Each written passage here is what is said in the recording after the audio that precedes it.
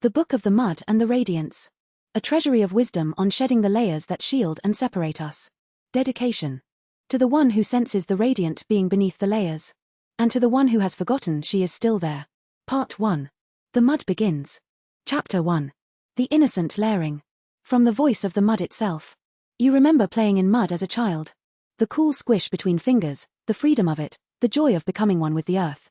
Then the mud dried. It cracked. It stuck to your skin, tight, protective, strangely comforting. And when you played again, a new layer was added over the old one. Month by month, year by year, the layers accumulated. Mud, straw, leaves, paper, labels, expectations, fears, armors of all kinds. What began as play became shelter. What began as shelter became prison. What began as prison became identity.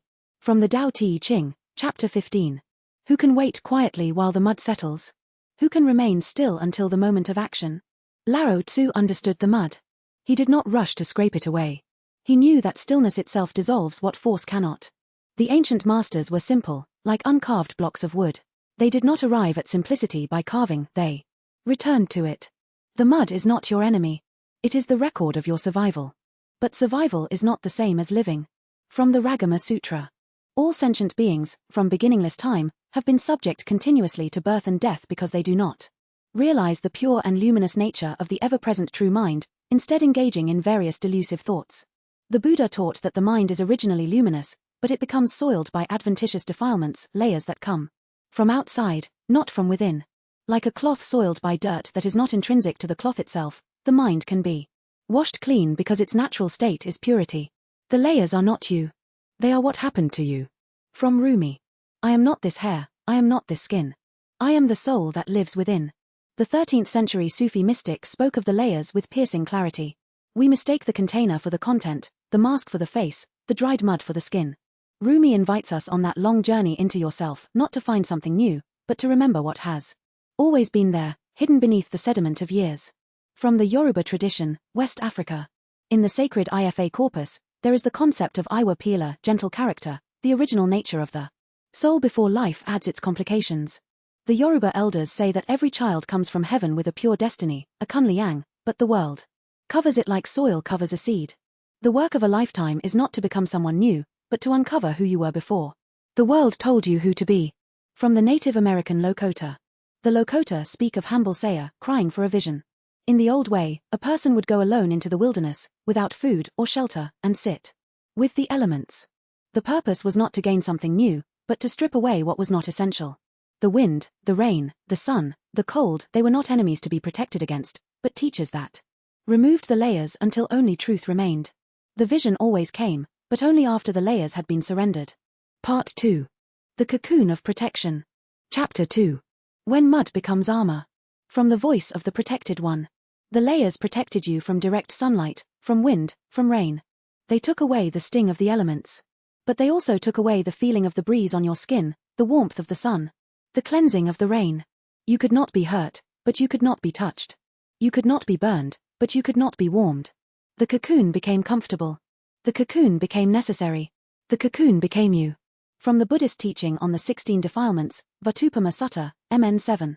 The Buddha enumerated the defilements of mind: covetousness, ill will, anger, hostility, denigration, domineering, envy, jealousy, hypocrisy, fraud, obstinacy, presumption, conceit, arrogance, vanity, negligence. These are not sins to be punished. They are layers to be understood. The Buddha compared the mind to a cloth soiled by dirt that is adventitious, coming from outside. The cloth itself is naturally pure. The defilements are the mud. The mind is the skin beneath. From the Diamond Sutra. All conditioned dharmas are like a dream, an illusion, a bubble, a shadow, like dew or lightning. Thus should you perceive them. The layers are conditioned. They arose from conditions, and they will cease when conditions change. They are not permanent. They are not self. They are the dream from which we must awaken not by struggle, but by seeing them as they are. From the Tao Te Ching, Chapter 28. No honor, yet keep humility. Be the valley of the universe. Being the valley of the universe, ever true and resourceful, return to the state of the uncarved block. Lao Tzu speaks of the Pu, the uncarved block, the original simplicity before the world carved us into something useful, something shaped, something that fits. The layers are the carving. The radiance is the block. To return is not to regress, but to remember. From the Sufi tradition. The Sufis speak of nafs, the ego self, the accumulated layers of identity that separate us from the divine. There are stages of the nafs. The commanding self, the self-accusing self, the inspired self. Each stage is a layer being recognized, then dissolved. The whirling dervish spins not to become dizzy, but to let the layers fall away through centrifugal force. What remains at the center is the still point, the true self, the beloved that God has never stopped seeing. From the Aboriginal Australian wisdom. In the Dreamtime stories of the First Nations people, there is the concept of Dardiri, deep listening, quiet stillness. Waiting. It is a kind of listening that does not seek to fix or change, but to witness. The elders say that when we sit in Dardiri, the layers begin to speak. They tell their stories. They reveal why they came, what they protected us from, and when they are ready to be released. No layer is dismissed. Every layer is honored for its service, then thanked and let go. Part 3. The Forgotten Radiance. Chapter 3. The Being Beneath. From the voice of the one who remembers. You are you underneath all those hundreds of layers. Most people cannot see each other because of the mud. They see the mud. They react to the mud. They fall in love with the mud, or they fight the mud. But sometimes, rarely, beautifully, some people can sense the gorgeous, lively being hidden under the mud cocoon. They see what you yourself may not have seen for ages. Perhaps you have forgotten how she looks, how she feels, how she radiates, especially without all this mud and junk. From the Buddhist teaching on Tathagatagarbha, Buddha nature. It is like the genuine gold that has fallen into a pit of waste and been submerged and not seen for years. The pure gold does not decay, yet no one knows that it is there.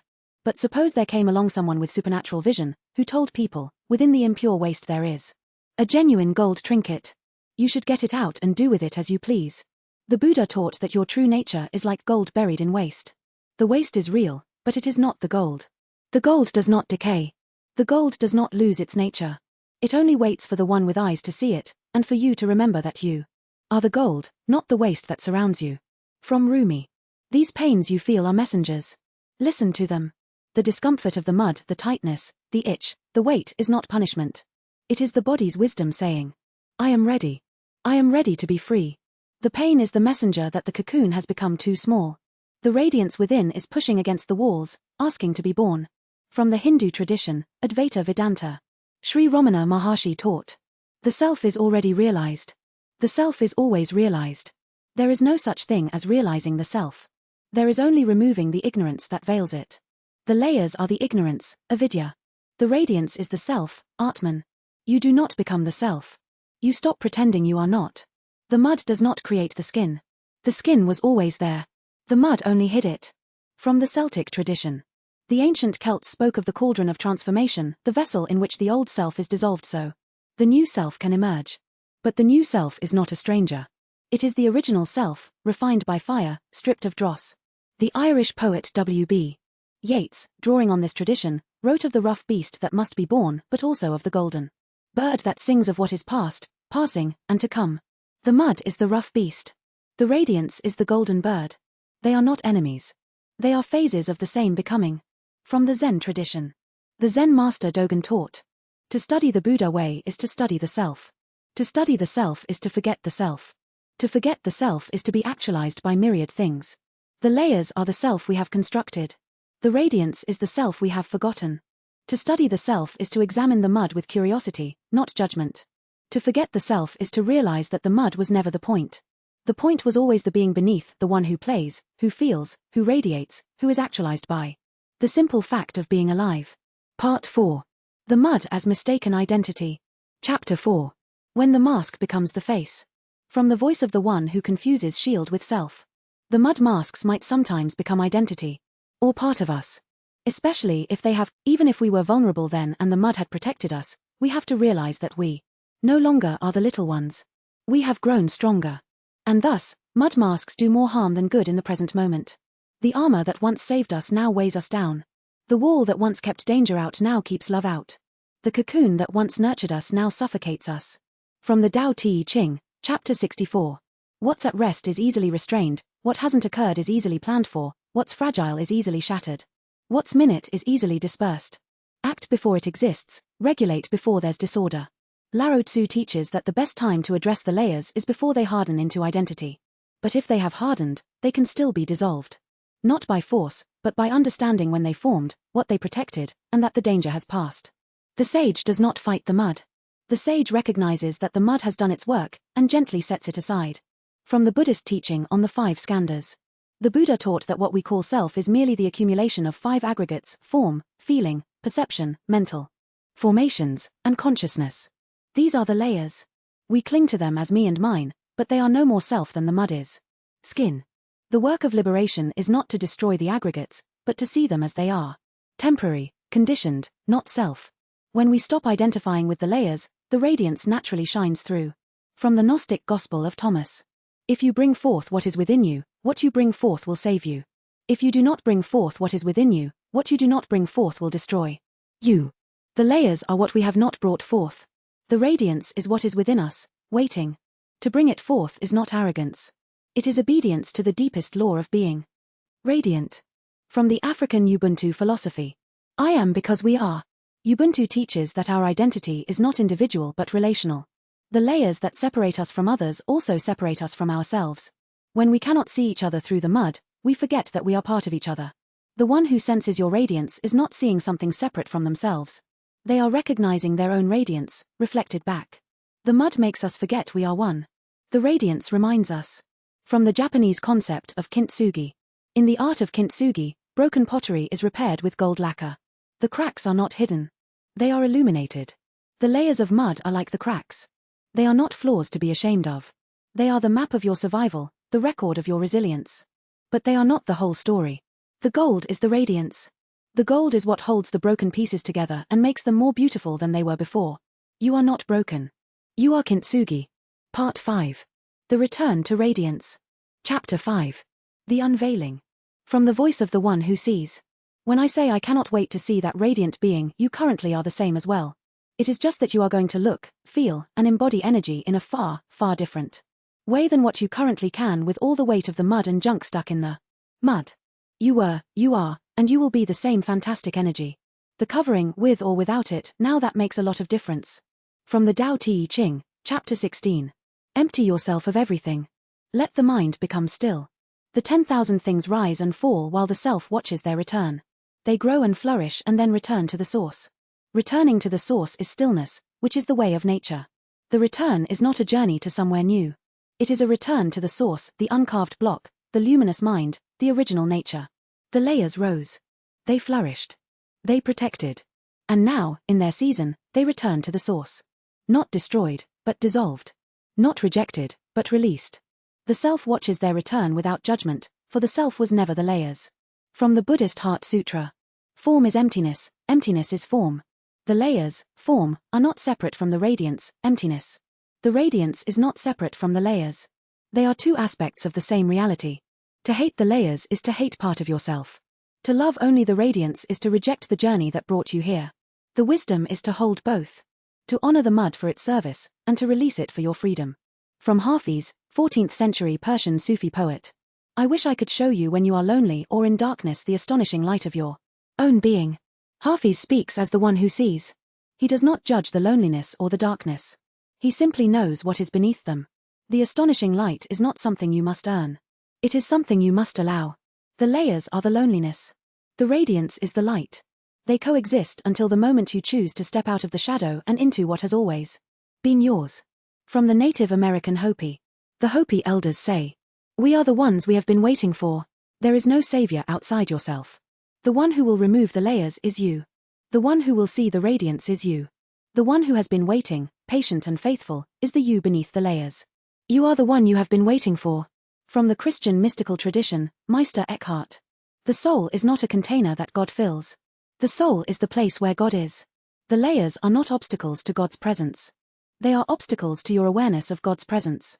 The soul beneath the mud is not empty, waiting to be filled. It is full, waiting to be recognized. Eckhart called this the ground of the soul, the place deeper than the layers, deeper than the self we constructed, deeper even than our idea of God. It is the place where you and the divine are not two. From the Tao Te Ching, Chapter 52. In the world, there is a beginning, a mother of all. Know the mother, and you understand the child. Embrace the uncarved block, embrace simplicity, embrace the pure. The mother is the source. The child is the manifestation. The layers are the child, grown complicated. The radiance is the mother, always simple, always pure. To know the mother is to understand that the child was never lost, only covered. To embrace the uncarved block is to embrace the truth that you were never broken, only buried. Part 6. The Living Wisdom. Chapter 6. Practices for the Unveiling. From the voice of the one who walks the path. The layers did not form in a day. They will not dissolve in a day. But they will dissolve. Not by force, but by presence. Not by struggle, but by allowing. Here are the practices, gathered from the wisdom of the world, for the gentle art of returning to radiance. 1. The practice of stillness, from the Tao. Sit quietly. Do not seek to remove the mud. Simply watch it settle. As Lao Tzu asked, who can wait quietly while the mud settles? The answer is, you can. In stillness, the layers reveal themselves. In stillness, they begin to loosen. In stillness, you remember that you are the water, not the sediment. 2. The practice of inquiry, from Advaita Vedanta. Ask yourself, who is aware of these layers? The one who asks is not the layers. The one who watches is not the mud. Follow the question inward, past the thoughts, past the emotions, past the identities, until you reach the one who has always been watching. That one is the radiance. 3. The practice of loving kindness, from Buddhism. Do not hate the layers. They protected you. Send them metta, loving kindness. Thank them. Bless them. Then let them go. The Buddha taught that even the defilements are not to be fought, but understood. When met with compassion, they dissolve like mist in morning sun. 4. The practice of the uncarved block, from Taoism. Each day, ask, what am I trying to carve myself into? Then stop. Return to simplicity. Say less. Do less. Be more. The uncarved block is not lazy. It is potent. It is the source of all true action. 5. The practice of deep listening, from Aboriginal Dardiri. Listen to your layers as you would listen to a frightened child. They have stories. They have reasons. They have served you. Honor them. Then, when they are heard, they will release their grip. Dardiri is not about fixing. It is about witnessing. And in witnessing, transformation happens. 6. The practice of whirling, from Sufism. Spin. Dance. Move. Let the centrifugal force of joy throw off what is not essential. The dervish does not whirl to escape the self. The dervish whirls to find the still point at the center of the storm. That still point is you. 7. The practice of vision quest, from the Lakota. Go into the wilderness, literal or metaphorical. Strip away comfort. Strip away distraction. Strip away the familiar. Let the elements teach you what you no longer need. The vision comes not from seeking, but from surrendering everything that is not vision. 8. The practice of gold repair, from Kintsugi. When a layer cracks, do not hide it. Illuminate it. The crack is where the light gets in. The crack is where the radiance shows through. Your broken places are not flaws. They are the beginning of your illumination. 9. The practice of Ubuntu, from Africa. See the radiance in others, especially when they cannot see it in themselves. By recognizing their gold, you strengthen your own. We are because we are. The mud separates. The radiance connects. 10. The practice of remembering, from all traditions. Every morning, before the world tells you who you are, remember who you were before the layers. You were radiant. You are radiant. You will be radiant. The covering, with or without it, makes all the difference. But the radiance itself never changes. Epilogue. The radiant being. From the voice of what remains. You were, you are, and you will be the same fantastic energy. The mud came. The mud served. The mud will go. But you remain. The one who played in the mud as a child. The one who felt the first layer dry and crack. The one who added layer upon layer, believing each one necessary. The one who grew strong enough to no longer need them. The one who is seen, even through the mud, by those with eyes to see. The one who is about to remember what it feels like to be free. You are not becoming someone new. You are returning to who you have always been. The mud is not your story. The radiance is your story. The mud is the prologue. The radiance is the text. And the text reads, you are the light that never went out. You are the love that never stopped. You are the being who played in the mud, survived the drying, endured the layering, and is now, finally, beautifully, inevitably ready to wash it all away and stand in the sun, not as someone new, but as who you have been all along. The mud was real. The protection was real. The forgetting was real. But the radiance is more real. The radiance is the ground of being. The radiance is what remains when all else settles. The radiance is you. And the one who sees you through the mud. They are not seeing something you are not. They are seeing what you are, underneath what you are not. They are the mirror. They are the reminder. They are the voice that says, I cannot wait to see you. But I already do. Closing prayer. May the mud that has served you be blessed and released. May the layers that have protected you be honored and set aside. May the radiance that has never left you be seen, felt, and lived. May you remember that you were never lost, only covered. May you know that the one who sees you sees truly. And may you, in time, see yourself as you are. Radiant. Whole. Free. Home. This book is not a destination. It is an invitation. The journey into yourself is the longest journey, and the only one worth taking. When will you begin? You already have. The end. Compiled in harmony with the wisdom of the Tao, the Buddha, Rumi, Hafis, the Sufis, the Yoruba, the Lakota, the Hopi, the Aboriginal peoples of Australia, the Celts, Advaita Vedanta, the Gnostics, the Christian mystics, Ubuntu. Philosophy, and the ancient voice that whispers in every heart. You are more than your layers.